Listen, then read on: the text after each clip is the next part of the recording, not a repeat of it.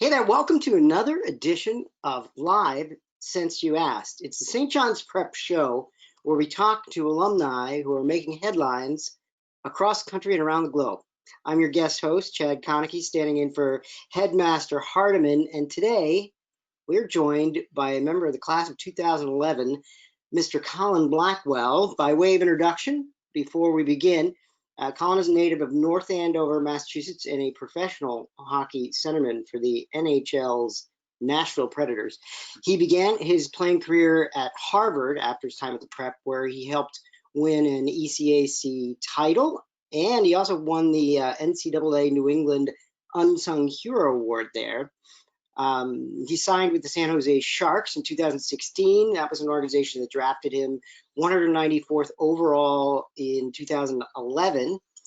His breakout season came in 2017-18 in the Buffalo Sabres organization when he recorded 45 points in 61 games for their AHL affiliate.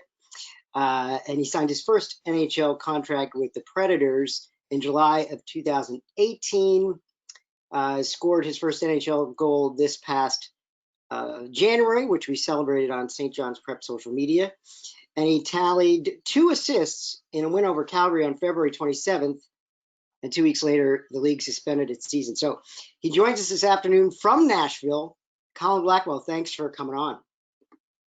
Thanks so much for having me. I'm excited and extremely happy to be here. Well, let's just jump right in. Is it true your professional sports career was launched in the unfinished basement of your childhood home in North Andover with your brother beating on you? Yeah, that's pretty true.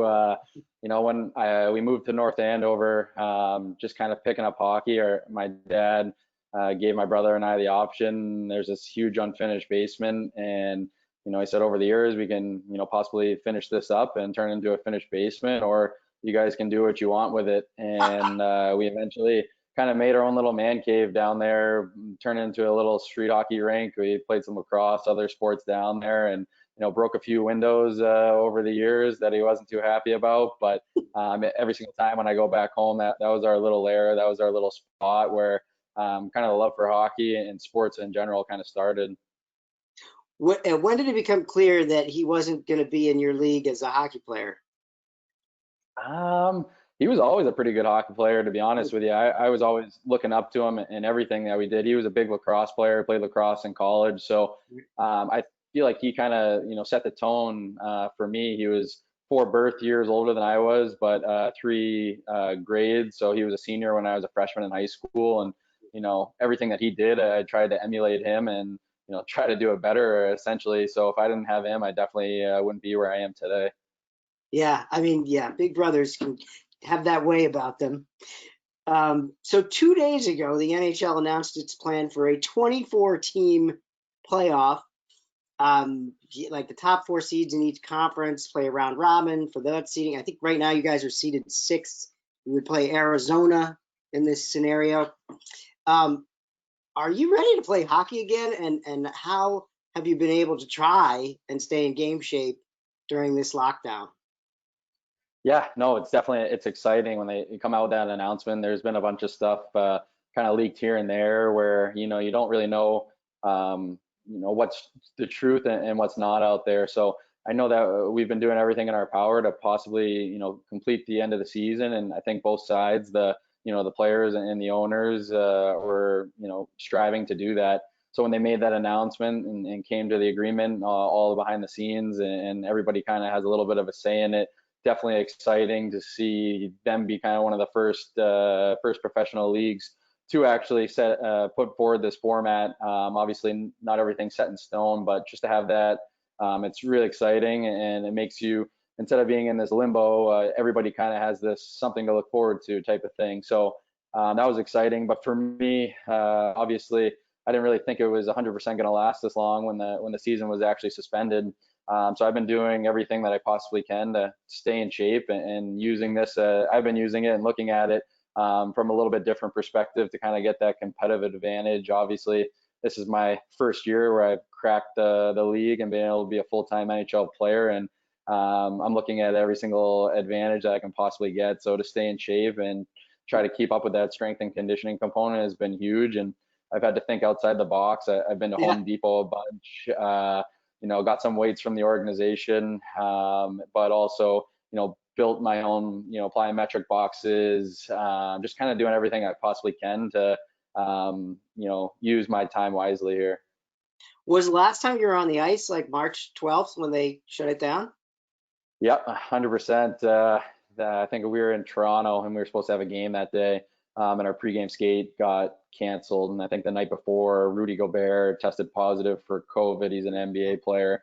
And kind of the way it worked was the NHL and the NBA have a lot of teams and share the same exact facilities. So right when they canceled it, and the NHL did too shortly after. So haven't really been able to get back on the ice, but I'm thinking I might have my first date with the skates tomorrow.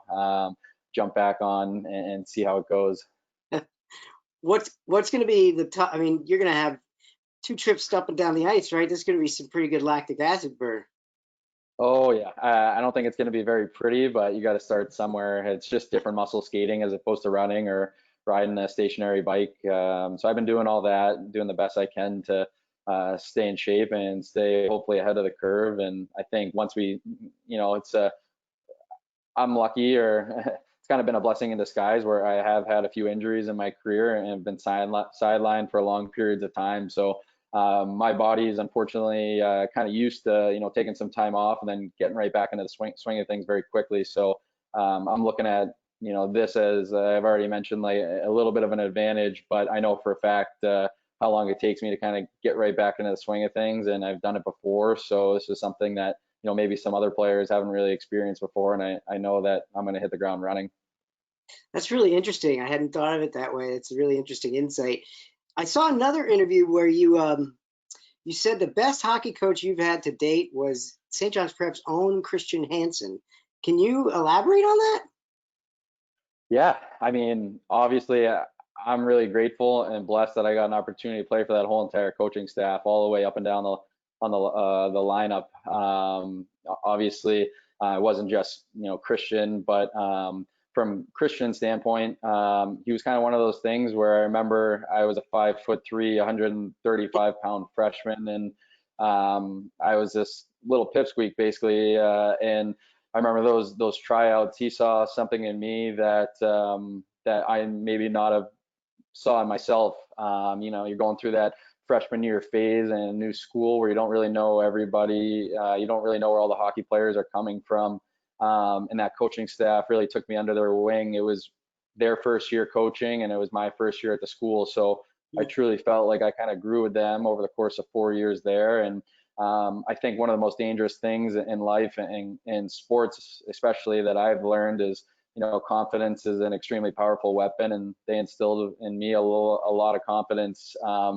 And I think my senior year was probably the most confident I'd ever been, playing hockey. I was kind of in that, psychology would call it, a flow state of mind. And obviously, we fell short of our ultimate goal that year in the Super 8 championship. But the way I saw myself grow from, like I said, a 5'3", 135-pound, 14-year-old teenager to an 18-year-old young, pretty mature man, kind of growing out of that, it was something that, without their help and some of their guidance, and having them allow me to do things kind of not necessarily my way, but to have a little bit of a longer leash to kind of explore my game. I really saw myself grow over 4 years. It's impressive. You were, I think, headmaster's list every year you were at the Prep. You were an ECAC All-Academic at Harvard. How did the Prep prepare you to be a student athlete in the Ivy League and be successful at it, playing Division I hockey at the same time? Yeah, I think the huge thing that I still have with me today is that time management skills. When I was at North Andover Middle School, like I said, going to the Prep, I had no idea what to expect, and it's really quick glimpse of almost what college life is. And it's that time management skills of, you have to perform and be a student athlete in the classroom, but you have to perform just as well in the classroom as you do on the ice. Or I was also a cross player on the field, so it's kind of one of those things where I remember, a day in the life of me is I remember I get to school pretty early with a little carpool of people from our town, and everybody had different schedules, so I ended up getting there pretty early before I ended up driving a few people here or there. And then my freshman year or sophomore year, I was stuck on campus till 5:30 when people were done with sports, when people had their extracurricular activities. And it was kind of one of those things where I had a certain time frame that I need to get all my homework done, my studying done. I remember locking myself in the quiet areas in the library and hanging around campus. And then on top of that, I know it's changed now, but we used to practice hockey at Restutia and Wilmington, Right. and the ice times that we had were at 8 o'clock at night, or 7, 8, 9 o'clock at night, depending on who I was practicing with, and freshman JV varsity team. And so I basically had to get all this work done throughout different time frames of the day, and I needed to do well, not only in the classroom but also on the ice. And fast forward to, I think it was my senior fall, when I committed to Harvard, and when I found out that this might have been a school that I had an opportunity to go and get a good academic education at, and also play pretty high-end hockey. I felt like I was pretty locked in trying to reach that goal. That's another good answer. You mentioned your injury history, and I wanted to ask you about that. You struggled with post-concussion syndrome for a lot of your junior and senior year in college. How did that impact the way you approach the game now?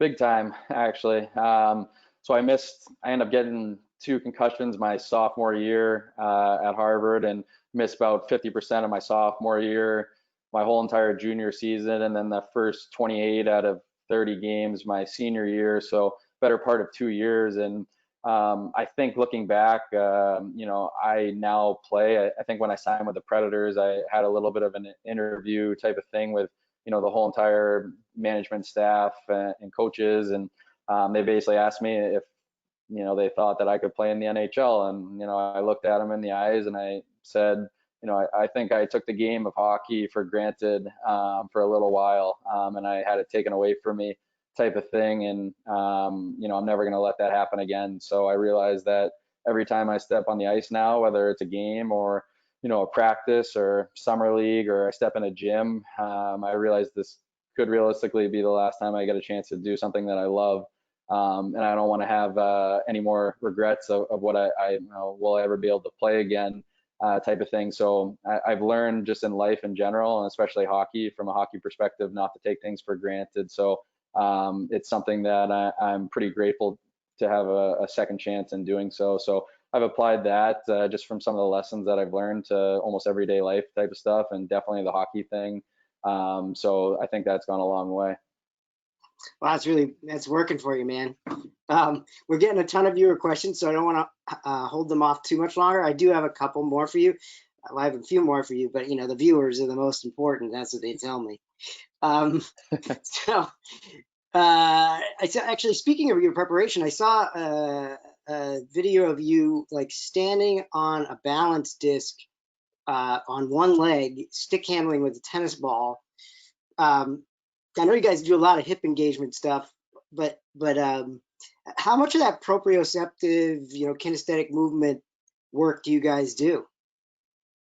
Yeah, I mean, I think everybody's different, but as I've gotten older, I've learned. I mean, I've had so many different athletic trainers and coaches over the years, and I've been able to, now that I'm kind of doing a lot of the stuff on my own, especially in the summertime, I have a regimen and basically a specific, training schedule that somebody has applied to me specifically, but I pick and choose some of the stuff that has come along the ways, and different people that I've been with. And I have implemented a lot of that. For me, when I went through these concussions, a lot of was the hand-eye coordination type of stuff. My vision was a little bit off and not as sharp, and I had to kind of battle at getting that back to equilibrium. So for me, I do a lot of online brain games nowadays, a luminosity type of thing. No way. I try to keep my mind pretty sharp, and on top of that, the balance stuff. Obviously, skating at pretty high speeds on 2-inch blades, balance is a huge thing, and hip mobility. And as I've gotten older, when I was younger, I used to be try to be a big meathead in the weight room and try to put up as much weight as possible. And I learned that I tried to.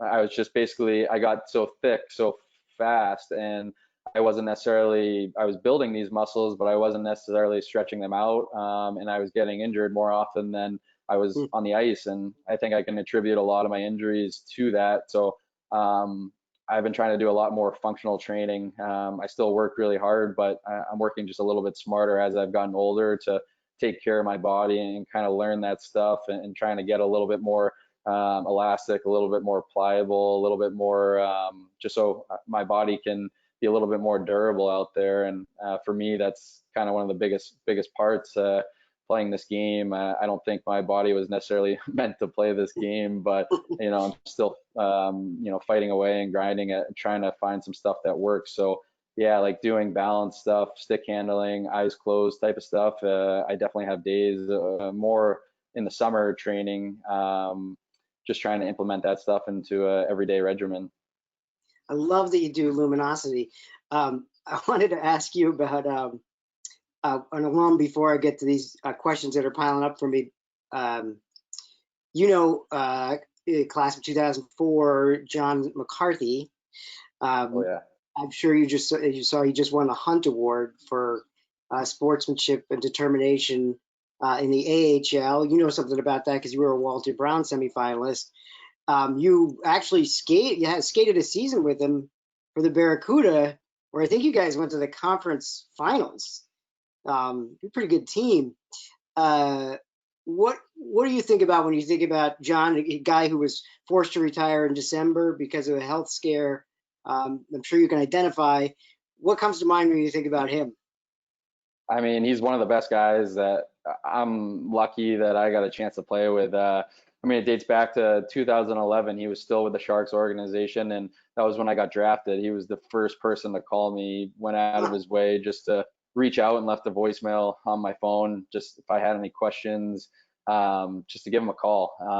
And obviously, when I was at school, I didn't really get a chance to know him or meet him, but I was lucky enough that he was still playing my first year pro. I got to play for San Jose's AHL team, and he was the captain of that team. Just to be able to come into a pro hockey situation that I've never experienced before and didn't know what to expect. I was trying to basically climb the rungs of the ladder in the AHL and work my way up. And here's a guy that he's played in the NHL. He's experienced everything that I was going to experience. He was a leader of that team, a leader in the locker room, one of the most well-respected guys, and then also came from a similar background, played college hockey at BU, went to the prep.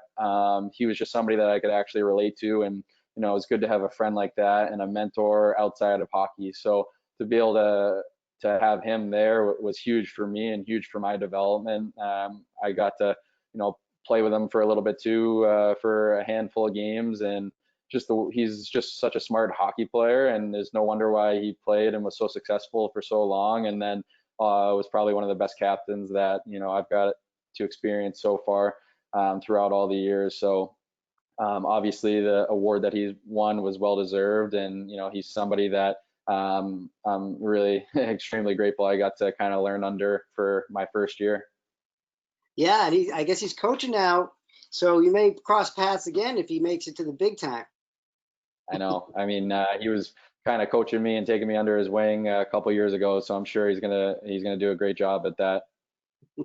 Let me get to some questions. Any tips for someone moving to Nashville? This is a student question. Oh, it's definitely a fun city. It's a little bit different than Massachusetts and Boston. The lifestyle here is way different. It can be known as a party city. There's a lot of, huge, party scenes here, but at the same time, there's the music scene, the country music scene is incredible here, and it's been awesome for me to kind of when I first got here, I didn't really get too much of a chance to explore, but over the last year, I definitely have been. I feel like this is turning into one of my second homes. But my advice to you would be not explore as much as you can. Don't get so caught up with the Broadway scene. It's obviously really cool and really unique opportunity to experience. But there's so many cool little hiking trails, mountains, restaurants, live music opportunities that you don't really get to experience back home in the Northeast. So just my advice to anybody that's moving to a new area, whether it's college or you've graduated college, explore as much as possible, because when you leave these cities, you don't want to look back saying, you know what, I wish I did this or I wish I did that. So now every city that I go to, I make a little list of stuff that I want to check out before I leave, and try to cross off the boxes before I go. Yeah, I know you're a Boston guy through and through, but that is a great town. Have you been to that place where you bring your own beverage for axe throwing? In that place yet? No, I haven't. They do have axe throwing bars, but some of the cool things that I've experienced are the small, really intimate live music settings. I've Yeah. got to meet. I became friends with a lot of really high-end country music stars that I've just met through mutual friends, and it's been one of the coolest scenes where you're just at a restaurant and there's people working normal jobs, students, professional athletes, and country music and music people all in the same area, and it doesn't really matter who you are. Everybody's just mingling and having a good time, and definitely the southern comfort down here. It's southern hospitality is pretty cool. Yeah, I can't wait till we can get back to that. Yeah, maybe the axe throwing after you retire. Yeah. Um, who's your favorite teammate on the Preds? That is such a loaded question. I can't believe somebody asked that. That is a loaded question. I'll be honest, there's been so many guys that have taken me under their wing, and I've been really grateful, whether it's, taking me out to dinner or bringing me over to their house for dinner. But I would say probably a guy, Ryan Johansson. He, dating back to last year when I basically made the team at a training camp, and he pulled me aside. He had a party at his house, and for the whole entire organization, he said, no matter what happens, whether you get sent down to Milwaukee or you're here, if you don't want to stay in the hotel, I got an extra bedroom for you. Oh, So just little things like that, always, reaching out to me to see if, I want to do this or do that. Just really including me in a lot of things has made me really feel welcomed here. So he's done a lot for me that I don't think I can really ever say thank you enough to it. So he's been, a pretty cool guy to have as a friend. wow, what a great guy. Um, if hockey resumes, who do you think will win the cup? I think we know the answer to that. Yeah, no, I like our chances. I think this 2014 format's pretty exciting. So obviously, what we have on paper in Nashville is pretty special, and I think having this little bit of a break, I think is going to be really beneficial for us too, and hopefully myself. And I really like where things are going, and just got off a Zoom team call where we got to catch up, which we do about once a week. And then on top of that, we've had a lot of cool speakers come. And today was Dan Quinn, the coach of the Atlanta Falcons, Mhm. uh, and just basically talking about mental toughness and how to kind of, navigate through these unprecedented times. So it's been pretty cool, just, being a part of that. And I think the guys are going to be ready and hit the ground running. How tempted were you to be like 28-3? It's funny. I was born on 328 too, so like that's my claim to fame from back home. But yeah, there's a couple of Massachusetts guys, coaches and stuff, and I definitely had to put my webcam on mute so I wouldn't say anything or anything along those lines. But no, I mean he was an extremely smart guy, and I learned a lot just from the short conversation that we had about just this mental toughness, and I've learned that going into the pros. It's so much about the mental component of the game, because the reality of it is there's really not that much difference between a guy like me that's been playing in the AHL for a few years now and some guys that I played against in the NHL. It's just, being able to do your job consistently on a night-to-night basis, and that's the hardest part. And adding that mental component to your game can, be a huge focal point, and it is for me. So often the difference for getting there and sticking around, right? Yeah, absolutely. I got an SJP question that I want to piggyback on. This viewer is asking, what was your favorite line that you skated on at SJP? You can answer that if you feel comfortable. But I would also like to add, how many of your SJP buddies came to see you in your 187 games in the AHL versus now that you're in the NHL? That's a great question. I hope they're listening, because I tried to set up stuff to Milwaukee. I will say there was a few of them that did come down to Providence, Rhode Island, when I got to play the P Bruins down there. So a lot of my friends, I think they made a little bit of a pact with me that, I mean, to be honest with you, I never really knew if I was going to be able to make it or not. Right. I always kind of believed in myself, but I realized, there's way more to climbing the ladder than just being a good hockey player. It's got to be the right timing. People need to believe in you, and there's just a ton of stuff that needs to go into it on top of the hard work that you put in. But a lot of us made a pact that if I did get to play in that first game, that they would be there, and they didn't let me down. A lot of my friends were there for that first game that I played last year, and then a lot of people had come through Nashville and different parts of North America where I was playing this year. So it's really cool. It just says what St. John's Prep really is and what it's all about. It's that brotherhood of people from the prep that I played hockey with, lacrosse. Just we're in classes together. Still some of my closest friends and people that they're going to be in my wedding one day. So just says what kind of community that we've established there, and it goes a long way. And it's probably one of the best decisions that I've ever made was going there with the people and friends and connections that I've made. But whoever's chiming in about the line, I think they already know the answer to that. It was the blue line. We had some good chemistry there, but some of the best memories I've ever had was that team, St. John's Prep hockey, and then also the lacrosse team. We won a state championship, and Yes. all those people I'm still extremely close with and keep in touch with. I think a lot of people forget that you are a state champion in lacrosse, and we're really good. You never, like, there was never an idea that maybe I try to play both or something.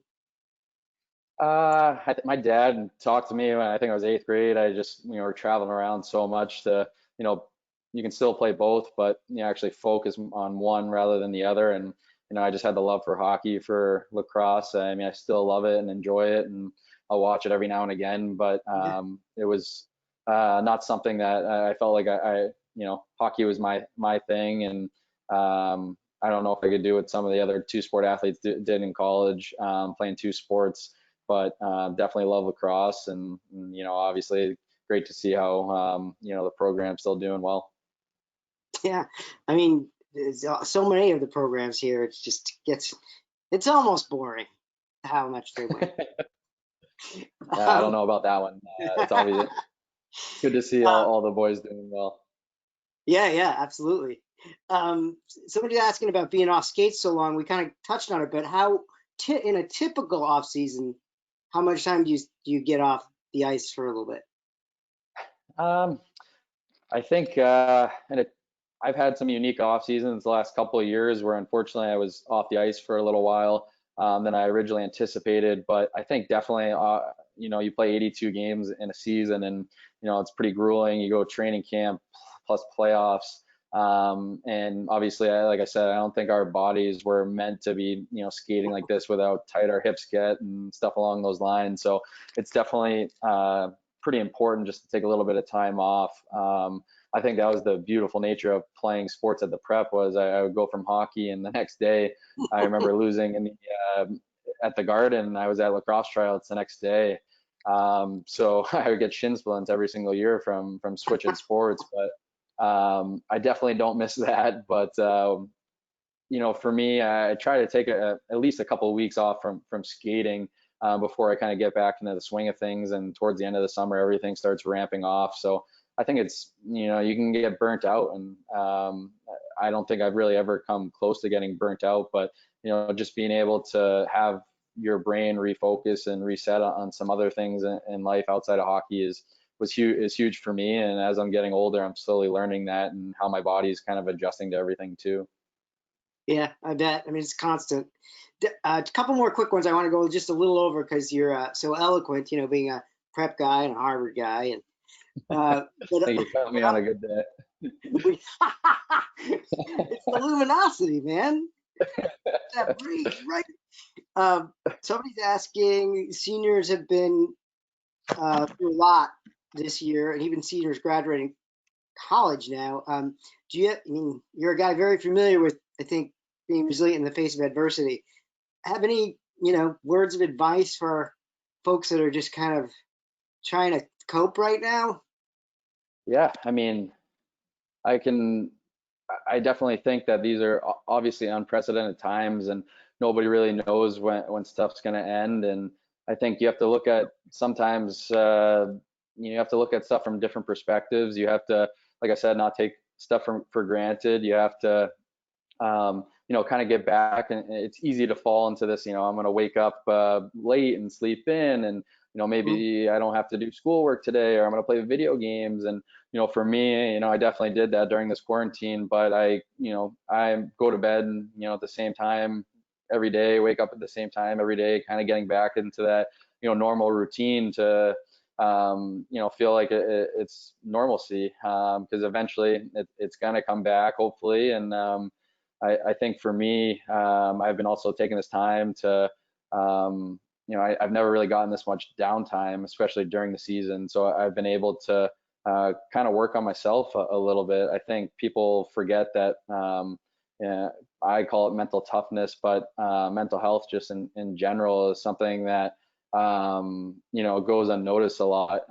And for me, just trying to get my mind right and focus on trying to find out some other hobbies and some passions that I have, and just using this time wisely, essentially. I definitely, like I said, I do my fair share of watching Netflix and stuff along those lines, but reading a good book, or just doing stuff. I've been doing crossword puzzles here, which I never really would do otherwise, but just little things, trying to find kind of the next big thing, and also kind of getting back to that normal routine. Also keeping in touch with people that, even though we're away from one another, whether it's Zoom or these webinars or FaceTimes, goes a long way. So I think just working on yourself, trying to find some new hobbies and passions, and then getting back to a normal routine, I think are a few things that have helped me, and hopefully can help other people too. Wow, what a terrific advice. I can't think of a better way to close out. I could really follow that too. Like, stop watching Jurassic Park until midnight. Yeah, it's that's not a bad thing to be watching. I like I said, I've done it too myself. But I remember my first year playing, pro hockey. I was so had my mind wrapped around, I have to nap after practice and have a good practice tomorrow so I can continue to do better and climb the ladder. And, if you just take a deep breath and, look at things from different perspectives, hopefully everybody's out there staying healthy, but at the same time, you can take a deep breath and realize that hopefully things are going to look up from here. There's going to be some good things and some positive things moving forward. And, hopefully it keeps trending that way. I love that. I wanted to ask you one more thing before we wrap up. We spend so much time here at the Prep talking about servant leadership, and there's been so many examples. You mentioned you've been following us a little bit on social media, that of kids coming together to donate for masks, buy masks, collect medical equipment, get toys and games together for kids that are underprivileged. Is that, you talk about working on yourself mentally and branching outside, your inner circle of professional hockey. Is that something you try and keep in mind and have be part of your life right now? Absolutely. I mean, I think that just goes back to, I guess I didn't touch upon it as much, but looking at stuff from a different perspective. I mean, knock on wood, myself and my family and close friends, from what I'm aware of, are all pretty healthy and staying safe. And so I'm looking at it as, there's some other people out there that are not as lucky as I am right now, whether it's somebody in their family sick or maybe they lost a job. So it's something along those lines where you have to look at it from different perspectives and put yourself in other people's shoes. But just Nashville in general this year has, really welcomed me in with open arms. And one of the cool things about this place, about how tight knit of a community it is, and it reminds me a lot of the prep. I went through the tornado and then COVID, and our team has been a part of that because we're a part of the community too, and helping out and volunteering and stuff. So hearing that other St. John's Prep students are, lending a helping hand in time of need is awesome. And I think when you have that ability and capabilities, definitely should be doing that. So just, that brotherhood, extends further, not just our campus, but outside of the campus and in the community. So hearing that brings a smile to my face. Man, we talk a lot about our target audience, but you're like our target guest. We just do like this, every Thursday.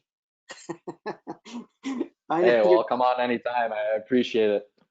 you're too busy. You're too busy for that. But baby, I think we should catch up offline, and maybe I'll be able to update folks in the community about how you're doing and feeling as things get ramped up again. Absolutely. I'd love that. Let's stay in touch, and I appreciate you for having me on. Go get 'em, man. Skate with your head up. Appreciate it. I know hopefully we can bring a cup from Nashville back to St. John's Prep this summer. That'd be pretty cool. Oh, that'd be awesome. All Yeah. right, let's do it. All right. Thanks again. Take care, Colin. Bye-bye. Bye now.